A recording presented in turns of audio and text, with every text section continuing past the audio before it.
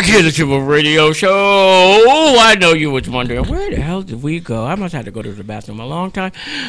I did kind of, I went into the bathroom, I took a leak. And can't hold it any longer. I'm getting up there in age. I can't hold my water no more. I'm always thirsty.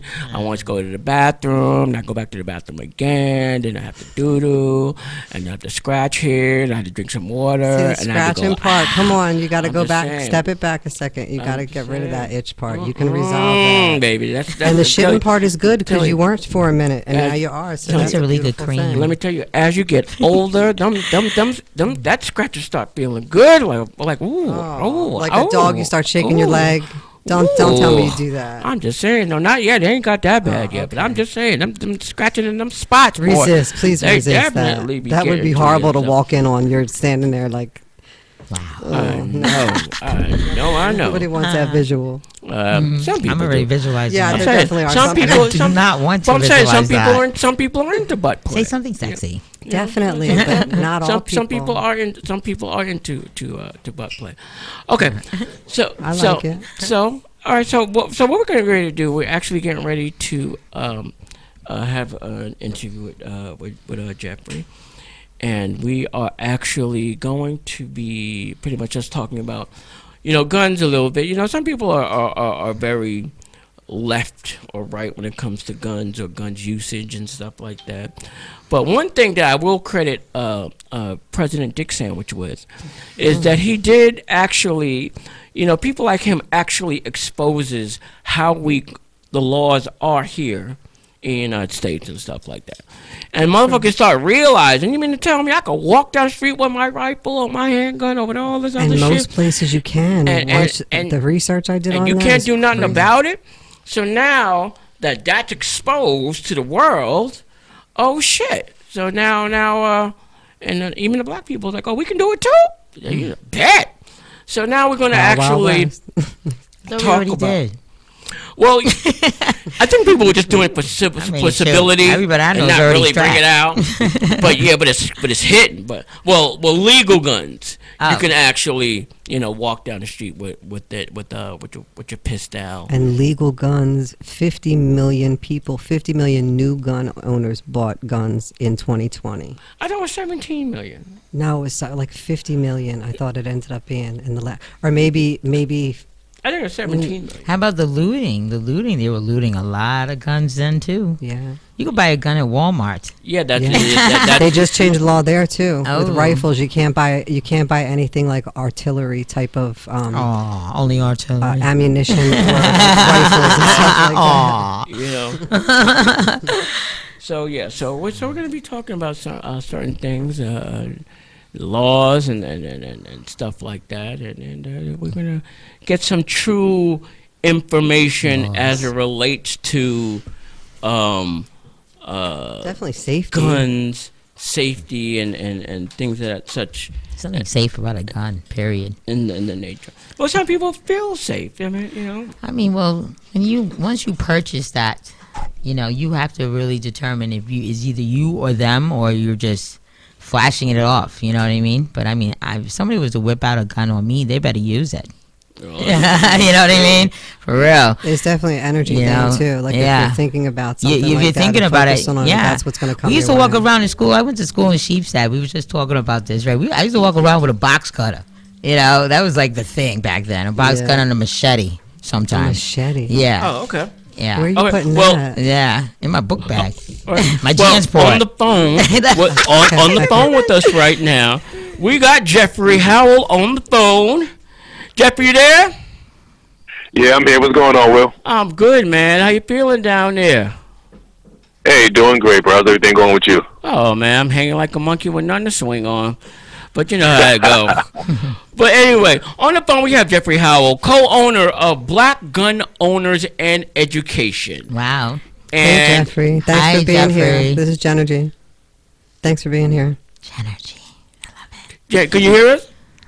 Yeah, I'm here. Hey. Oh, okay. Oh, yeah, Genergy said, thanks for being here. I don't know if you heard her or not. Well, no, I can barely hear. I hear somebody in the background. I can barely hear them, though. I hear them, but I can barely hear them. Okay, hold on one second. Let's just make sure. Okay. Yeah. So we're gonna be talking one at a time because maybe that's what pretty much what it was. So, Jeff, I'm gonna start it off, and I'm just want us to do me a favor. Give us a little bit of your background as it relates to how long you've been a gun owner. Yeah. How long how did you come across starting or a gun club for the urban community and on all of that. Alrighty, well, I actually started becoming a legal firearm owner back in 2017. So it's only been a little over 3 years now that I've been into firearms. And I came across this group on Facebook called Black Gun Owners in Education. And so I went ahead and, started interacting with them, asking questions. A lot of knowledgeable folks were in there. And so it kind of piqued my interest. I was living in the state of Rhode Island at the time, and I was in the process of transferring here to Jacksonville, Florida, where I live at currently. And while coming here to Jacksonville, there were a bunch of folks in the group that was here in Jacksonville. So when I finally arrived here in town, we started going to the gun range and stuff and hanging out and started, actually pretty much having a pretty good time fellowshipping, learning more about guns and so forth.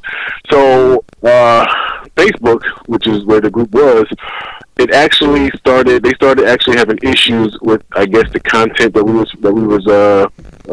providing or something, because the group actually got shut down and stated that we violated some sort of community standard or policy, but they would never tell us what the standard or policy was. So eventually we asked for the group to be reopened. They reopened the group, and a few short months later, they shut the group down again. So we're like, okay, what the heck is going on that they shut the group down, but won't tell us why they keep shutting us down? Because nothing that we post on there was anything negative or anything dangerous or anything of that nature. So the founder of the organization, a gentleman by the name of Cedric Bridgewater, decided, you know what, let's go ahead and really push for us, to get our chapters up and running in the various cities across the U.S. and let's put our focus there, which we actually did. In the process, since Facebook shut us down, we actually had started a website of our own called 2a-nation.com, and it was a social media website strictly for firearm owners, for them to have freedom to express themselves and don't have to worry about any sort of censorship whatsoever. Right. So after that, we had a pretty good run, and as of recent, we've been establishing chapters across the U.S. still, and we've been pushing. We've got chapters in New York, Ohio, Atlanta, Jacksonville, Los Angeles, Seattle, Washington, Delaware, pretty much think of the city. We've either got a chapter there or we're establishing a chapter there in the near future. And so with that actual chapter pushing, the chapters being in their own and getting a pretty good following, Facebook with a couple of months, not even a month, was about a month ago. About a month ago, they shut us down again. So we got tired of that once again, and so what we did was we had shut down 2A-Nation, because we didn't get a lot of support, and a lot of folks, didn't want Facebook. So we wound up shutting it down. We didn't want to keep putting money into a website that folks weren't utilizing. So with this latest shutdown, we decided to give it a try again, and actually it's going pretty strong. We created a new social media website called VibeSpot, VYBESPOT.com, VibeSpot.com. And we've it's pretty much just a social media website, but we have our own group on there, various, groups just like on Facebook, to where, we can actually discuss firearms, talk about firearms and firearm laws and firearms in the local community. And the biggest thing right now is the education and training, because that's exactly what Black Owned Education is about educating and training the urban community in firearm ownership, the safety principles, local laws, and that, for the biggest, try to break those stereotypes, because the biggest stereotype is that when a, person of color carries a firearm, that we're thugs, we're all these negative things. But when our white counterparts do it, it's nobody blinks an eye, nobody says anything. But we're trying to change that stereotype, and the big thing about it is it's not with folks outside of our community that we're trying to change that stereotype. We're trying to change it within our own community, because the biggest critics that we see seem to come from our own communities, and that's what the biggest push is, to try to normalize Black gun ownership in the Black community. Okay, well, that's heavy. Quick question now: what cities do you have chapters in? Right now, we have established chapters here, like I said, here in Jacksonville, Got established chapter up in Ohio, predominantly in the Cleveland area. We have a chapter in Seattle, Washington, chapter in Los Angeles, California, Atlanta, Georgia, Delaware, since it's so small, just in the state of Delaware. We also have a chapter in New York. That's one of our biggest pushes right now, is the chapter that we have in New York. Due to New York and California, they both have very strict gun laws. So the one in LA is striving right now. We're pushing for the upstart, or rather the chapter in New York. They're going very strong right now. We're trying to continue to keep them on their path as far as steady building and growing as it can. Also, another chapter we got is in New Jersey. New Jersey is a new chapter that we're working on as well. North Carolina, predominantly in the Winston-Salem area and also in the Charlotte area, we're pushing chapters as of right now. And then most recently, I was contacted. No, I'm sorry, not recent. Oklahoma, Tulsa, Oklahoma, upcoming chapter in Tulsa, Oklahoma, Minneapolis, Minnesota. And as the most recent one that I know that we're working on is, well, two places, Nashville, Tennessee, and also, what was the other one? Tennessee and Alabama, the Huntsville area of Alabama. So, which, like I said, we steady trying to make things happen. And if there's anyone out there that's looking for a chapter in the area, I'm heavily into chapter development. So all it takes is just to reach out to me, and we'll definitely make that happen. Oh man, you are a human machine gun, boy. Just information. Like, wow. Well, that is, yeah, that's jump ship up in what's pretty much what is your because we don't have a lot of time. What is your mission statement pretty much for people that want to start a chapter or people that are interested into your group? Pretty much what's your mission statement? Well, basically, that's what our mission statement is. It's actually on our website as well, which is bgoe-llc.com. And basically, our mission statement states pretty much what I said earlier, is that we're trying to normalize black gun ownership in our community. We're trying to erase those negative stereotypes. And because the biggest thing is, we don't want folks to continuously be scared to carry firearms, because it is our Second Amendment right. Even though when the Second Amendment was created, we were not really, technically involved or thought of at that time. But now that we have all these other rights, we need to ensure that we maintain the right to keep and bear arms. So that's pretty much our main focus of our mission statement. This is Jeffrey. Jeffrey's his name? Jeffrey, hi, this is Chachi. I got a question for you. What if we just did spread chapters of love? Can we just do that? I'm sorry, I can barely hear you. Can you hear me now? Can you hear me now? No, we might. Can you hear me now? Maybe just we have to adjust you. Yeah. We're gonna come back. I think at least get rid of the double standard, because it's definitely a double standard between white people and black people, and the way that it's looked at. You know what? I agree with to white that. people, it's looked at as your protection, and with black people, it's looked at as your threat, and that's got to go away. Were you able to hear that? It sounds very muffled. Oh no! Jen, why don't you say it? I was saying we at least have to get rid of the double standard, that with white people it's looked at as protection, and with black people they're looked at as a threat. So we have to get rid of that part. Most definitely, and the most ironic part about that is, a few months ago, almost a year ago, I was at a gun range, and I had established a range day there, range day meet and greet for one of our chapters. And at the gun range, one of the new members had got there before I did. And when he got there, I guess he inquired with one of the ladies behind the counter at the gun range and said, "Hey, I'm looking for this organization. They're here, and we're having an event today. So I'm just trying to see, do you know anything about this?" Lady's like, lady's like, no, I don't know anything about it. So when I finally got there, the lady actually came up to me and said, "Excuse me, are you here with the Black Gun Club?" I'm like, "Yeah, I'm here with them. How can I help you?" He's like, "Well, I have a few concerns. Basically, one of the guys came up to me and showed me a flyer that you guys created, and I just want to say that the flyer looked extremely racist." And so I asked her, like, "Okay, I'm sorry, but what about the flyer was racist?" And she kept saying, "Well, I'm just saying that it just looks real racist to me." And once again, I asked her, "What was it about the flyer that was racist to you?" She's like, "Well, just the fact that you have the gun range in the background, and you guys are holding guns." And I'm like, "Okay, this is a gun range. We took the photo here at the gun range. Of course we're holding guns. I'm not understanding what was racist about it."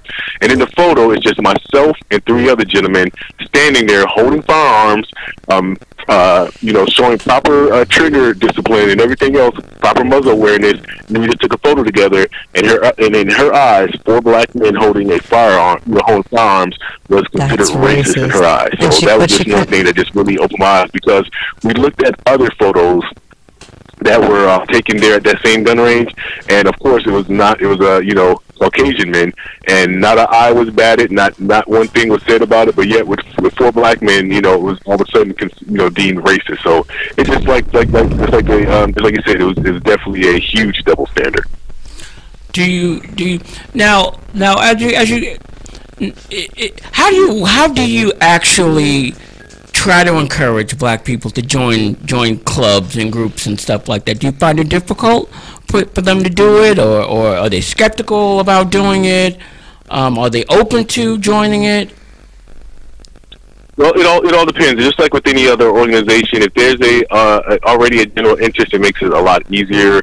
Every time I go to every time I'm at the gun range, or I'm at a gun show, or at a gun shop, if I see a brother or sister there, I definitely approach them. I hand them my business card, and they even got flyers. And I say, hey, check this out. I'm part of an organization called Black Gun Owners Education, commonly referred to as BGOE. Take a look at because on the flyer, it shows all of our social media websites, because we're on Facebook, Twitter, Instagram. We have a YouTube channel as well. And, of course, with the latest Vibe Spot, we're on there. So all of that is listed on the flyer. So when you get a chance, just check us out whenever you get a moment, see what we're about. And then just emphasizing, hey, basically we're out here trying to normalize black gun ownership, amongst the urban community. And a lot of times we're real receptive, and I receive a lot of calls back. And we do range days here at least once a month, and we have a pretty good turnout. Earlier in July, we actually did a ranger day. We had over 100 people come out, and it was just amazing. So it just really depends on the person. Sometimes, they hear it, I can tell that it goes in one ear and out the other, but it's my duty to get the information out there to as many people as possible. Because what I don't like to hear is when people say, well, I didn't even know you guys existed. I didn't know that that there actually was an organization like this out there. So I just keep trying to push out the information as much as possible, and hopefully we get enough feedback to where the word continues to spread, and hopefully our numbers continue to build. Awesome. Do you offer classes? Like on like safety, or on shooting? Actually, we do. Every time that we have an actual range day, we conduct some sort of training. I just recently became a USDCA certified instructor in concealed carry, home defense, and also personal protection. So we do offer classes. Matter of fact, it was September. We actually did our first concealed carry class as an organization, and it turned out very well. And that's the other big part about it. Like I said, since we have education in our name, training is a huge part of what we do. Beautiful. Now, my next question is as it relates to the community. And as you know, there's a lot of young people in the community that have illegal guns, and brandishing them, and feeling they're entitled and empowered to do what they do, or handle their business street justice wise, what have you. In your opinion, do you think that them being part of the group, or you guys reaching out to them, is that a good idea? Or them learning how to use guns, you think that's a good idea? How do you, what is a suggestion for you guys to kind of deter them from using guns, or not using them yet? Or what's really the message that you would go if you had the opportunity to speak to youth like that, or at-risk youth? Well, basically, the biggest thing with any people within a society is if you train them and show them a different side of it. Because a lot of times, in their mind, they don't feel that they could actually be a legal firearm owner. But if you break it down to them, let them know, hey, look, I get it. You're out here, and you think you have to have it illegally in order to protect yourself and so forth. But there's far more that you can do if you do it the legal way. It's much more that you're protected even by the law if you do it the legal way. So a lot of times, even like I said, when I'm at the gun shop, I can tell the young guys that's coming in there, and they'd be like, just by the way they speak or the way that they act for certain things. Oh yeah, I'm looking for a clip for my Glock. Instead of saying I'm looking for a magazine. Just the vernacular they use, you can pretty much tell that okay, this is a dude that that's really not familiar with firearms, but or feel he needs to have one, or who knows? I mean, worst case scenario, he just has, or he may have one illegally. Whatever the case may be, I don't know, and I don't judge them because of that. But I still approach them as well. Say, hey, bro, I treat them like I treat anyone else. Hey, what range do you go to? A lot of times they look surprised when I ask them that. I say, hey, I go out to Gateway. I go out to the Gateway Rifle and Pistol Range here in Jacksonville. Hey, you're more than welcome to come join me, and da-da-da. And I've actually had a couple that actually have came out and shot with me, and just the way that they see that someone approached them and try to show them a different side of it, it definitely rings true. But are you going to reach everyone that way? Of course not. But to reach that one or two, or that few that actually listen and are interested in knowing, oh, there's a different way of doing this. Okay, I didn't know that. It's definitely very fulfilling, but that's the angle that I normally would use, and so far it's been pretty successful, I would say. Okay. A couple of more questions. Now, what is your take on these militia groups? They're pretty much always out there in force. There's always been out there in force, especially when it comes down to elections and big movements like that. So it's finally good to see that you start to see the black groups also, countering that. How do you get them? How do we get them more involved, or pretty much how do they get more involved? Is there a certain different kind of politic involved with that, or? Now, do you mean as far as the militia themselves? Well, not pretty much. Well, all right. Well, I guess in other words, what I'm saying is this: as you see the militias out there, the white militias out there, taking their stance, do you think that we are equaling them in terms of also showing support against them? Do you think we're still a little hesitant? What is your take between black gun owners taking a stance against racism, against militias and stuff like that, against double standard? Yes, exactly. Okay. Well, here's my stance on it.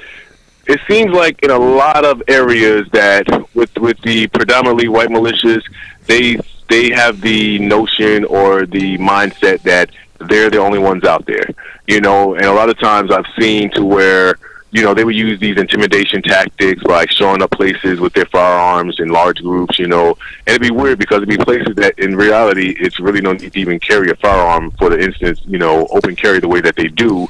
But you know what? I would not speak negative on that aspect because, once again, I'm a firm believer of the Second Amendment, and they do have every right to do so in a legal manner. However, what I would say is that I'm not sure if you guys are familiar. There is a predominantly, or it's not predominantly, it's an all-black militia that's known as the NFAC, which stands for the Not Effing Around Coalition. And they've been pretty active as far as I know that they did a huge event in Stone Mountain this summer. They went to, I believe, they went to Louisiana. They went to Louisville, Kentucky, I believe twice, if I'm not mistaken. And they have a very huge presence and a strong following. And I know they even have members here in the Jacksonville, Florida area as well that travel to all these areas that they go and make a presence at. Now, to just see that is something that I think is that most people didn't think that we would see in our time, given the issues and the struggles that the Black Panther Party had experienced back in the in the late mid to late 60s when they were doing their thing strong, and how the COINTELPRO and everything went was devised in order to shut them down.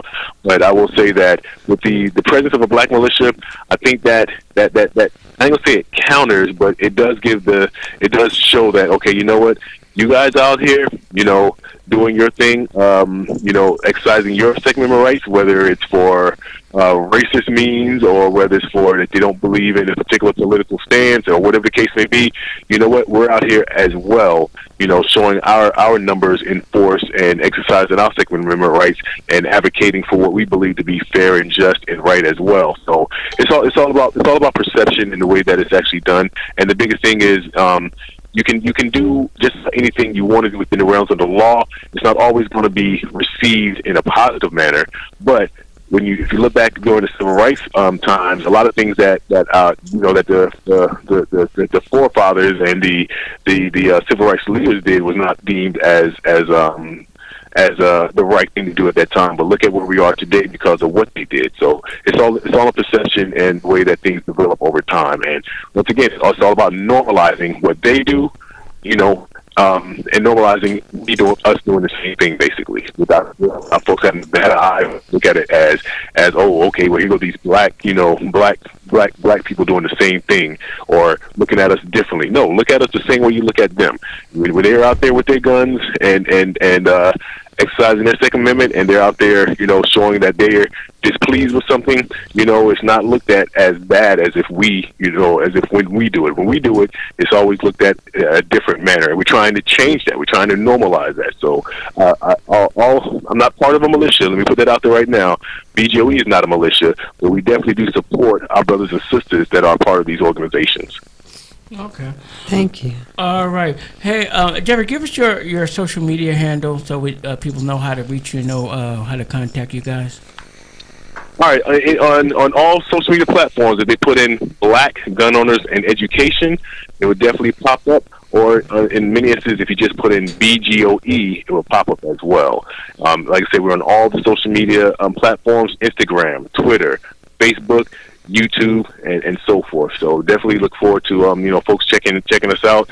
On each one of those platforms, we try to put out as much different information to where you're not looking at the same info on all the platforms. So definitely check us out when you get a chance. So we also have our website, which is BGOE-LLC.com, and also our social media website, which is VibeSpot. VYBESPOT.com, vibespot.com. So check us out on all those different platforms. Thanks, Jeffrey. Yeah, Jeffrey, thank you very much, man. We appreciate you spending some time and talking with us and helping us get a little bit more aware of getting involved and starting to take a stance for your rights, because they do exist for us to have guns and carry arms and just doing it, walking around safely. And, the Second Amendment right. Thanks very much for that. We appreciate your time. Hey, well, I definitely appreciate you having me on your show, and it's definitely been a pleasure. Okay, great. Thanks, man. Appreciate it. And everybody else, we are getting ready to take another break here on the Triple Radio Show with your boy Will B. K, Genergy, and Chachi Gems. We'll be right back after these massages. I want a massage.